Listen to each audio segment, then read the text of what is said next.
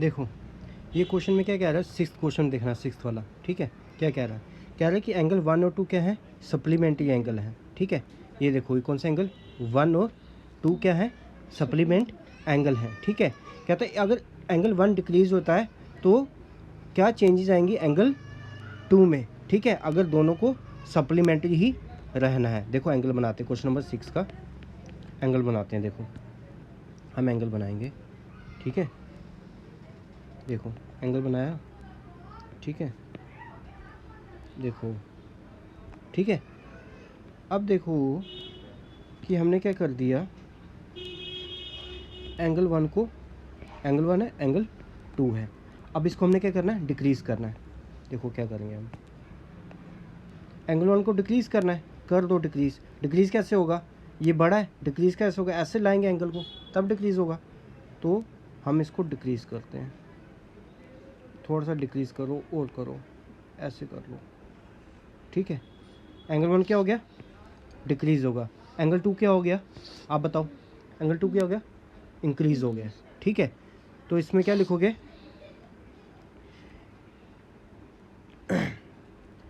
If angle 1 is decreased, ठीक है, then the angle 2 is increased,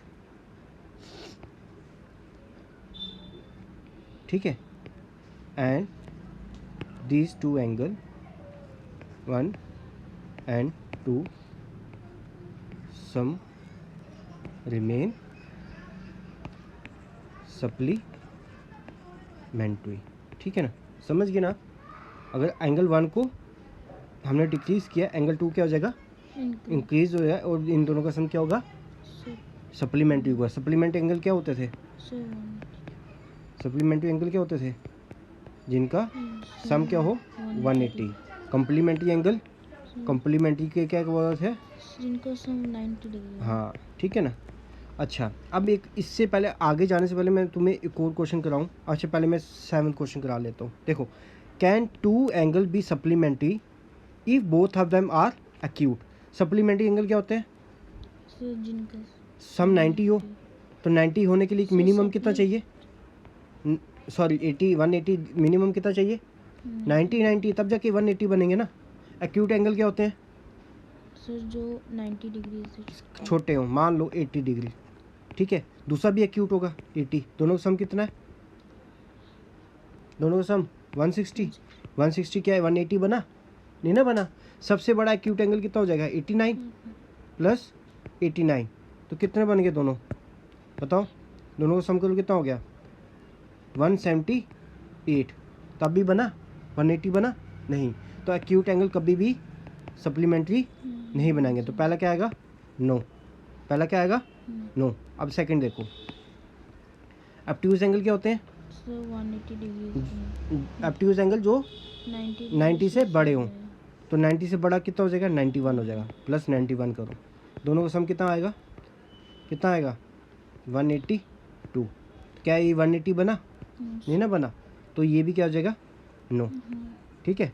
no, obtuse angle can not form supplementary angle. अब right angle की बात ले, देखो राइट एंगल, देखो राइट एंगल क्या होता है, जिन दोनों का सम क्या हो जाए, जिसका एंगल का क्या हो 90 डिग्री एंगल हो। तो आप बताओ 90 degree angle plus 90 degree angle कितना बन गए, 180। Yes, right angle form supplementary angle, ठीक है ना। राइट एंगल्स होगा, एक एंगल नहीं है, दो एंगल है, समझ गए। उसने क्या कहा था कि if both of them are acute, अगर दोनों एक्यूट हो तब भी नहीं बनाते, दोनों ऑब्ट्यूज हो तब भी नहीं बनाते, जब राइट एंगल हो तभी वो सप्लीमेंट्री एंगल बनाते हैं, समझ गए। अगर अगर बाकी एंगल को इसके अलावा बता रहा हूँ, क्वेश्चन हो गया, ठीक है ना। अगर बाकी एंगल को सप्लीमेंट्री बनाना है तो एक को एक्यूट होना पड़ेगा और दूसरे को ऑब्ट्यूज होना पड़ेगा, तब दोनों का सम क्या आ जाएगा 180। जैसे कि अगर 30 है तो यहाँ पे कितना होगा एंगल 150, तब दोनों का सम क्या आएगा 180। दोनों एक्यूट नहीं हो सकते, दोनों ऑब्ट्यूज नहीं हो सकते, ठीक है। अब अगला question,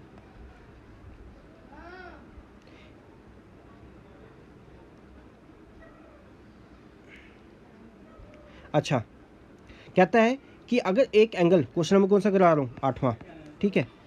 if an angle is greater than 45, अगर 45 से हम बड़ा एंगल लेते हैं, ठीक है, is it complementary angle greater than 45 और इक्वल टू 45 और लेस देन 45। अगर हम, उसने क्या एंगल, अगर हम 45 से बड़ा लेते हैं तो इसका जो कम्प्लीमेंट्री एंगल होगा, क्या वो 45 से बड़ा होगा, क्या 45 होगा, या 45 से छोटा होगा। तो हम क्या करते हैं, लेट कर लेते हैं, let the angle be 55 degree ले लेते हैं, ठीक है ना, 45 से बड़ा ही है, ठीक है। अब हमें क्या पता है, we know complementary angle sum कितना होता है उनका, 90। तो द लेट सेकेंड एंगल हमें पता, क्या सेकेंड एंगल पता हमें, सेकेंड एंगल नहीं ना पता, let the second angle be x, ठीक है। तो यानी क्या हो गया, angle 90 plus angle x, sorry angle 90 थोड़ी था, एंगल कितना था हमारा 55 लेट की है, 55 प्लस एक्स कितना हो जाएगा 90। यहाँ पे जो प्लस हो रहा है वहाँ जाके क्या हो जाता है माइनस, 90 माइनस एंगल 55, ये भी एंगल लगाओ, ठीक है ना। तो कितना आया एंगल, दोनों सामने माइनस करके कितना आया 30 25 आया, ठीक है ना, 25 60, ठीक है, नहीं कितना आया 90 में से 60 गए तो 30 आया, 35 आया, ठीक है ना, समझ गए, 35 एंगल आया, समझ गए, समझे, समझ गए ना, ये एंगल समझा। तो हमें दूसरा एंगल क्या है 35। अब आप बताओ 35 क्या है, 45 से बड़ा है कि छोटा है कि उसके बराबर है, सर 45 से छोटा। तो देयरफॉर एंगल 35 क्या है 45 से छोटा है, तो देयरफॉर द कॉम्प्लीमेंट्री एंगल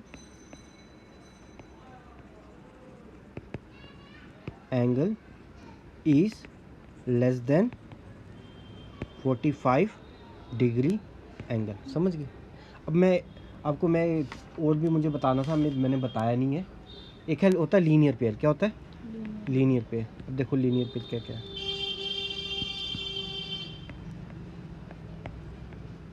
देखो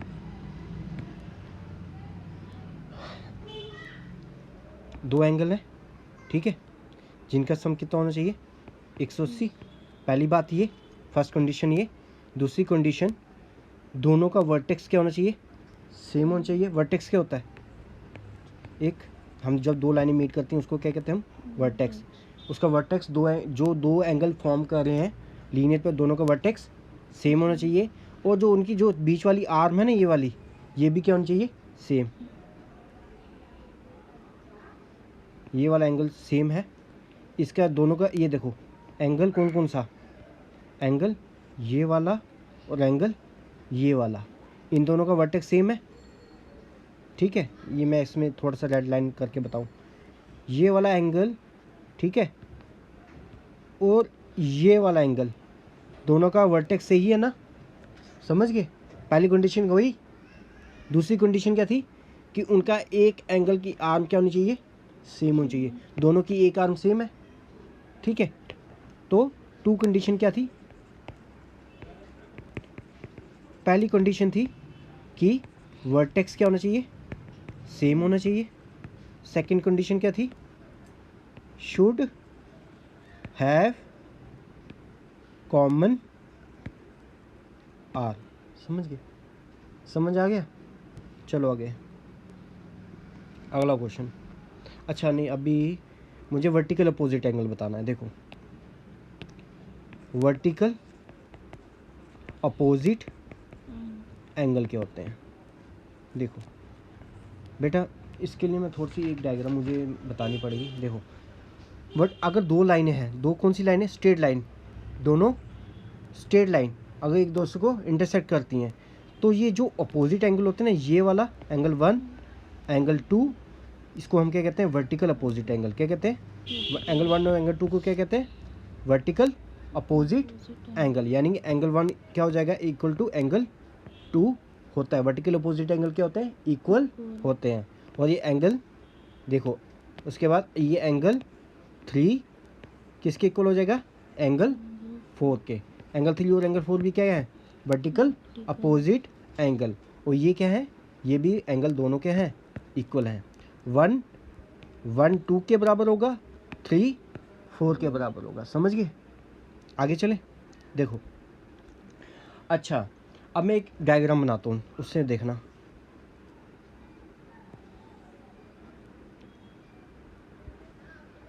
ठीक है, एंगल 1, एंगल 2, एंगल 3, एंगल 4 और एंगल 5। ठीक है, ए सी ई डी और डी। ठीक है, अब देखो वर्टिकल अपोजिट एंगल बताना कौन कौन से हैं। देखो 5 के वर्टिकल अपोजिट एंगल कौन कौन सा है।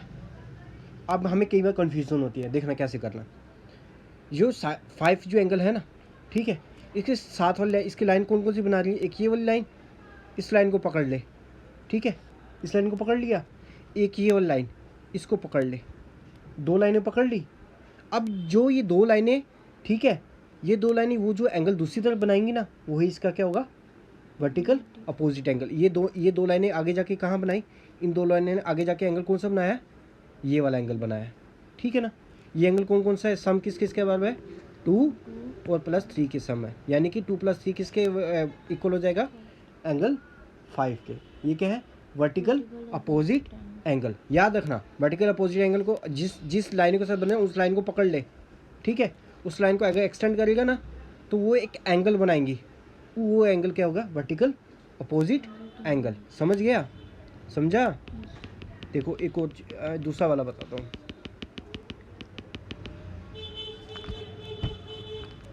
अब देखो ये वाला एंगल है ना, ये 1, ठीक है। अब ये लाइन, इसकी लाइन पकड़ ले, जो है इसकी लाइन, एक ये लाइन इसकी गुजर रही है, दूसरी लाइन ये वाली, पकड़ इसको, 2 लाइन पकड़ ली। अब ये 2 लाइन का, यही लाइनें 2 बनाएंगी इसका वर्टिकल अपोजिट एंगल। यही 2 लाइनें कौन सा है, एंगल 4। तो एंगल 1 का कौन सा वर्टिकल अपोजिट जाएगा, एंगल 4। समझ गया। अब क्वेश्चन नंबर, यही क्वेश्चन नंबर आ गया तुम्हारा। क्वेश्चन नंबर कौन सा आए थे, 9 क्वेश्चन में। ठीक है, देखो 9 क्वेश्चन क्या कह रहा है।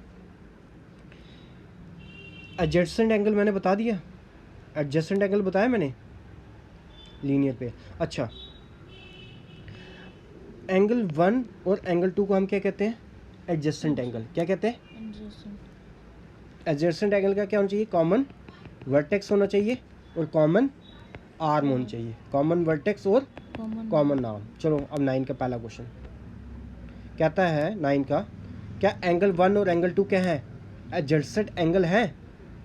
पहला वाला क्वेश्चन, क्या एंगल 1 एंगल 2 एडजेसेंट एंगल है। पहली बार क्या देखना है, एंगल 1 और एंगल 2, पहले इन दोनों का क्या देखना है, कि दोनों का कॉमन वर्टेक्स है। इस एंगल का ये वाला वर्टेक्स है, इस एंगल का ये वाला वर्टेक्स, हाँ दोनों का कॉमन वर्टेक्स है, पहली कंडीशन होगी। फिर दूसरी बार क्या कहना था, दोनों की क्या होनी चाहिए, कॉमन आर्म। कॉमन आर्म कौन सी उनकी, बताओ, इसका नाम ओ है, कॉमन नाम है ओ सी। कॉमन है, इस दोनों की कॉमन आर्म है ना, तो ये O C common arm. Yes, these are adjacent angle. समझ गया। अगला क्वेश्चन, इस एंगल, देखो क्या कह रहा है, देखो एक मिनट। अच्छा, इस एंगल ए ओ सी बन देखना कौन सा, ए ओ सी, ये वाला एंगल कह रहा है। ठीक है, इस angle A O C is adjacent to A O E, ये वाला एंगल। समझ गया कौन सा एंगल कह रहा हूँ मैं, देख ये वाला एंगल ए ओ ई, क्या ये एडजेसेंट है। देखो ए ओ सी का वर्टेक्स ये है, दोनों का वर्टेक्स क्या है, सेम है। अच्छा, अब देखो ए ओ ई की 2 आर्म देखना कौन कौन सी है, एक ये वाली आर्म है, एक ये वाली आर्म है। ठीक है, अब ए ओ सी की 2 आर्म कौन सी हैं, देखो एक ये वाली आर्म है और ये वाली आर्म है। ठीक है, अब हमने क्या कहा था, angle A O C A O ई, ठीक है, ये दोनों आर्म है लेकिन ये एडजेसेंट नहीं है। क्यों? क्योंकि दोनों 180 के एंगल बना रहे हैं। अब बताओ, दोनों लीनियर पेयर बना रहे हैं, नहीं ना बना रहे, तो ये नो हो जाएगा। समझ गए? एडजेसेंट एंगल के लिए क्या होना चाहिए था, ये मैंने बताया था, दोनों एंगल क्या बनाने चाहिए थे, 180।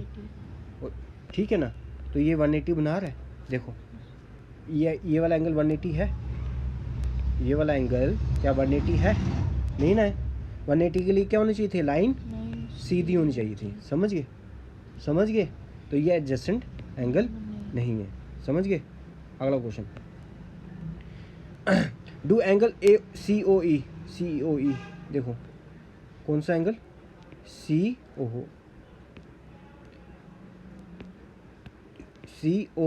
ई, C O E and E O D, E O D, sorry E O D, क्या ये वाला लीनियर पेयर बना रहा है? हाँ, ये लीनियर पेयर बना रहा है। क्यों? देखो सी ओ ई, ई ओ डी, इन दोनों का एंगल कितना हो जाएगा, सी ओ ई का एंगल कौन सा है, सी यू का एंगल कौन सा है, एंगल 2, ई ओ डी का एंगल कौन सा है, एंगल 3 और एंगल 4। ई ओ डी ये वाला एंगल है ना, ये वाला। अब ये सब भी दोनों मिलकर सीधी लाइन बना रही हैं, दोनों मिलकर सीधी लाइन बना रही हैं ना, तो इसको क्या बोलेंगे, यस, ये क्या कर रहे हैं, लीनियर पेयर बना रहे हैं। ठीक है, अगला चलो, एंगल बी ओ डी, अब एंगल कौन सा है,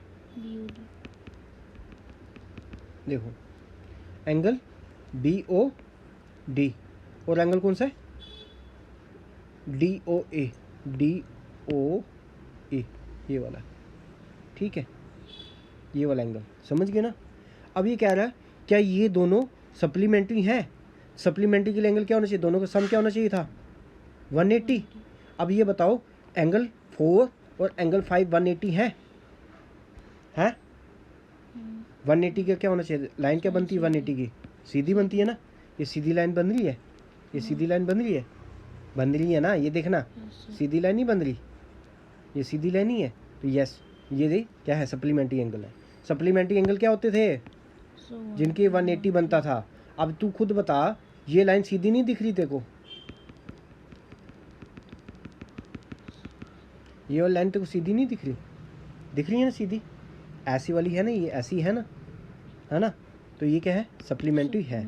अगला question, is angle 1 vertical opposite है एंगल 4 के। देखो एंगल 1 क्या वर्टिकल अपोजिट है 4 के, एंगल 1 के 4 वर्टिकल अपोजिट के लिए क्या करना था, दो लाइनें जो उसके साथ हैं उसको पकड़ लो, ये वाली लाइन और ये वाली लाइन। इस लाइन के आगे कौन सी एक्सटेंशन है, ये वाली। इस लाइन के आगे वाली एक्सटेंशन कौन सी है, क्या ये दोनों लाइन के बीच में 4 एंगल आ रहा है, यस, एंगल 1 और एंगल 4 क्या है, कम्प्लीमेंट्री एंगल है। इसका एंगल 5 का क्या हो जाएगा, यस।